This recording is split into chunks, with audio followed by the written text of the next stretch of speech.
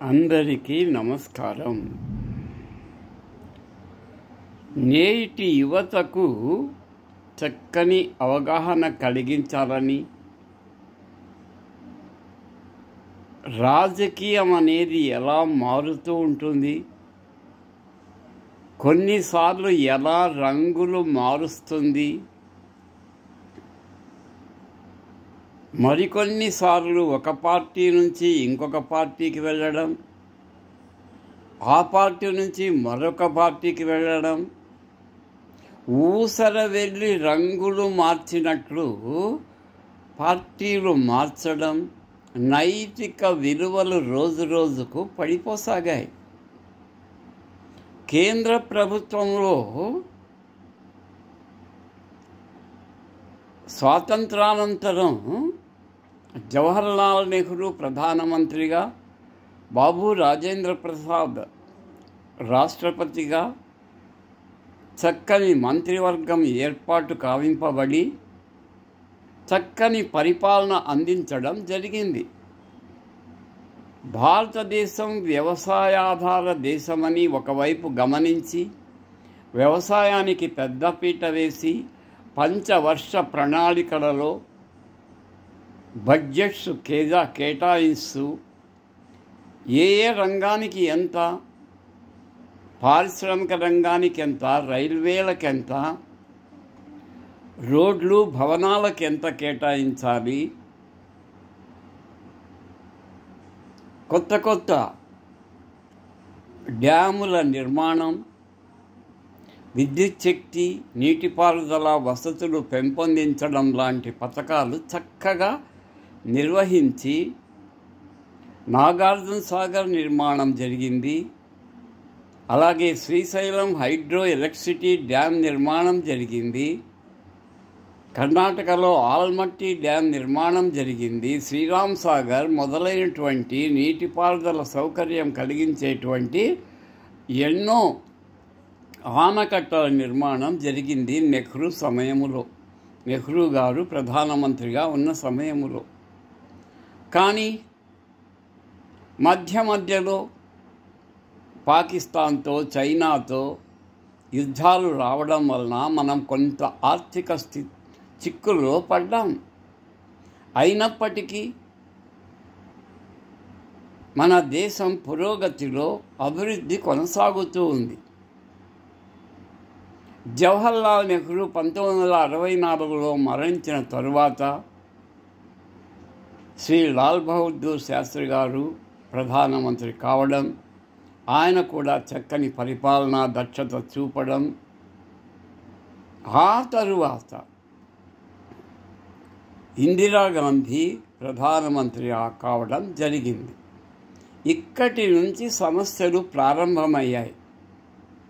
ఇందిరాగాంధీ స్త్రీ కదా, ఆమె ప్రధాని కావడం ఏమిటి అని కాంగ్రెస్ పార్టీలో చాలామంది నేను ప్రధానమంత్రి కావాలని 75, 80, 90 ఏళ్ళ వాళ్ళు కూడా ఆశపడ్డం ఏమిటి? ఆమె ఒకవైపు ధైర్యంగా సంస్కరణలు చేస్తూ, మరొక వైపు సంక్షేమ కార్యక్రమాలు నిర్వహిస్తూ చక్కని పరిపాలనా దక్షత కలిగినటువంటి నాయకురాలిగా ప్రపంచంలో ప్రఖ్యాతి పొందింది. ప్రపంచమంతా ఆమెను ఐరన్ లేడీ అని పిలిచింది. ఎందుకు? ఆమె కొన్ని కీలక నిర్ణయాలు, ఏ రాజకీయ నాయకుడు ధైర్యంగా తీసుకోలేని నిర్ణయాలు తీసుకున్నది. అందులో మొదటిది భూ నియంత్రణ చట్టం తేవడం, ల్యాండ్ సీలింగ్ యాక్ట్. అంతవరకు ఒక్కొక్క జమీందారు దగ్గర, ఒక్కొక్క భూస్వామి దగ్గర వేల కొలది ఎకరాలు బినామీ పేర్లతో వాళ్ళ చేతుల్లో ఉన్నాయి. ఒక్క ఎకరా కానీ, ఒక్క సెంటు భూమి కానీ లేనటువంటి రైతులు, అంటే రైతు కూలీలుగా జీవిస్తున్నారు. అత్యంత దయనీయమైన స్థితిలో ఉంటున్నారు. వారికి సొంతంగా ఒక 2 ఎకరాలు, 3 ఎకరాలు, 5 ఎకరాలు పొలం కలిగిస్తే కష్టపడి పంటలు పండించే శక్తి సామర్థ్యాలు వాళ్ళకున్నాయి. కానీ ఏం చేయాలి? భూమి లేదు. అందుకే ల్యాండ్ సీలింగ్ యాక్ట్ తెచ్చి భూ పంపకాలు చేసింది. దాంతో జమీందారులు, భూస్వాములు ఎదురు తిరిగారు. బ్యాంక్స్ నేషనలైజేషన్, బ్యాంకుల జాతీయకరణ, కేవలం బ్యాంకులు ఉన్నవాడికే కొమ్ము కాస్తున్నాయి, కోటీశ్వరులకే కొమ్ము కాస్తున్నాయి. అది పోవాలి. బ్యాంకులు సామాన్య ప్రజలను ఆదుకోవాలి, రైతులను ఆదుకోవాలి ముఖ్యంగా అని ఆమె బ్యాంకులను నేషనలైజ్ చేసి జాతీయం చేసి ప్రజలకు ఎన్నో ఉపయోగకరమైనటువంటి అభివృద్ధి కార్యక్రమాలకు అప్పు ఇప్పించే పద్ధతిని ఆమె ప్రవేశపెట్టింది. ఇంకా మన కాంగ్రెస్ సీనియర్ నేతలు ఇంకా తమ ఆటలు సాగవు. ఎలాగైనా ఆమెను నియంత్రించాలనేటువంటి దురుద్దేశంతో దుష్ట చతుష్టయంలా కుట్రలు పన్నడం ప్రారంభించారు. ఆమె మాత్రం తెలివి తక్కువ ఉందా? తండ్రి చేత శిక్షణ పొందింది. నెహ్రూ గారు జైల్లో ఉన్నప్పుడు ఇందిరాగాంధీకి ఎన్నో లేఖలు రాశారు.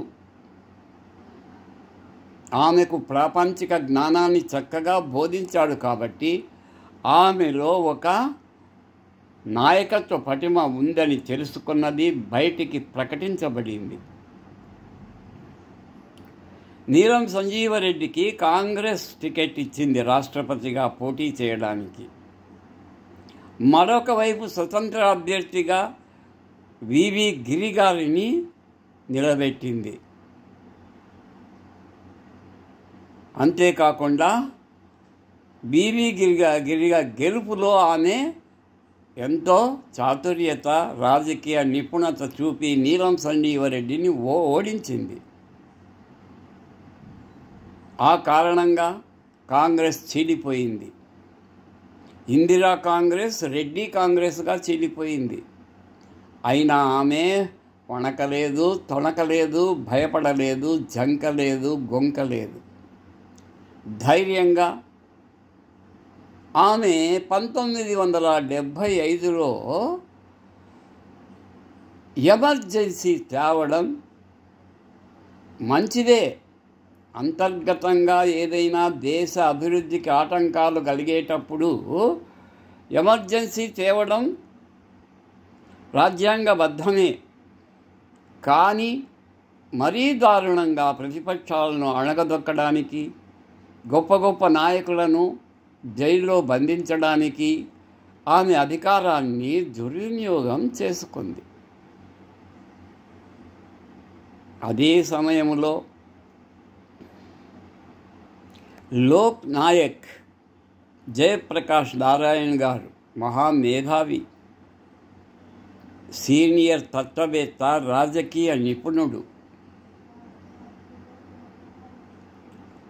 ప్రతిపక్షం అనేది లేకుంటే ఇందిరాగాంధీ ఇలాగే రెచ్చిపోతుందని తలచి ఆయన జనతా పార్టీని స్థాపించారు. అయితే ఇక్కడ ఇబ్బంది ఏమంటే ఇది అతుకుల బొంత. జనతా పార్టీ 4 పార్టీల కలయిక. జనతా పార్టీ, జనసంఘ్, ఆర్ఎస్ఎస్, ఇలా 4 పార్టీల కూటమిగా జనతా పార్టీ ఏర్పడింది.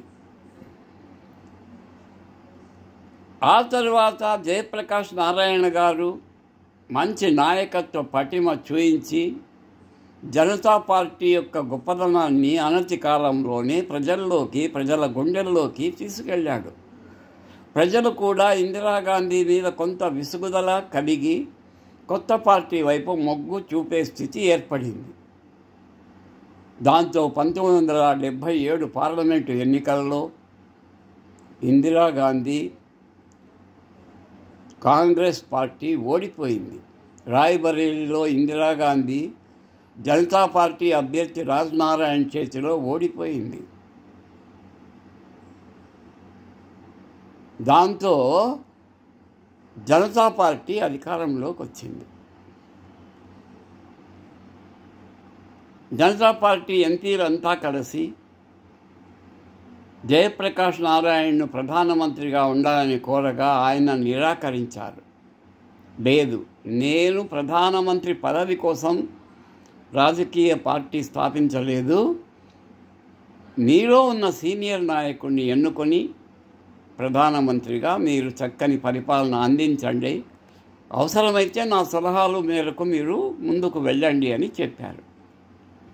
అలా మొదటిసారిగా కాంగ్రెసేతర పార్టీ కేంద్రంలో అధికారంలోకి రావడం, కాంగ్రెసేతర ప్రధానమంత్రి పదవిని బాధ్యతలు స్వీకరించడం జరిగింది. ఎవరా ప్రధానమంత్రి? మొరార్జీ దేశాయ్.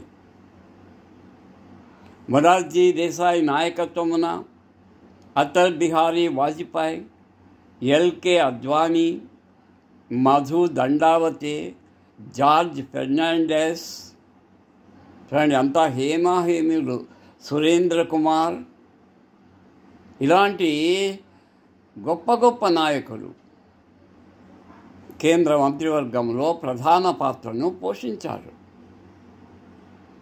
తాము ఏమైతే రాజకీయ ఎన్నికల్లో వాగ్దానాలు చేశారో వాటినన్నిటినీ అమలు చేయడం, ధరలను నియంత్రించడం, శాంతి భద్రతలను పెంపొందించడం, వ్యవసాయానికి పెద్దపీట వేయడం, మరొక వైపు పారిశ్రామిక అభివృద్ధి సాధించడం, రోడ్లు విస్తరించడం, రైల్వేలు విస్తరించడం, చక్కని అభివృద్ధి కార్యక్రమాలు ఒకవైపు, సంక్షేమ కార్యక్రమాలు మరొక వైపు, పేదరికాన్ని తగ్గించేటువంటి మార్గాలు వెతకడం, అన్వేషించడం, అమలు చేయడంతో జనతా పార్టీ తక్కువ కాలంలో ఎక్కువ పేరు సంపాదించుకుంది.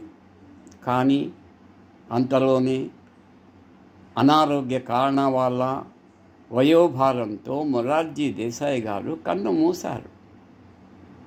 ఇక్కడే జనతా పార్టీ యొక్క పతనం ప్రారంభమయ్యేది. ఇప్పుడు ప్రధాని ఎవరు కావాలి? మా వర్గము కావాలి.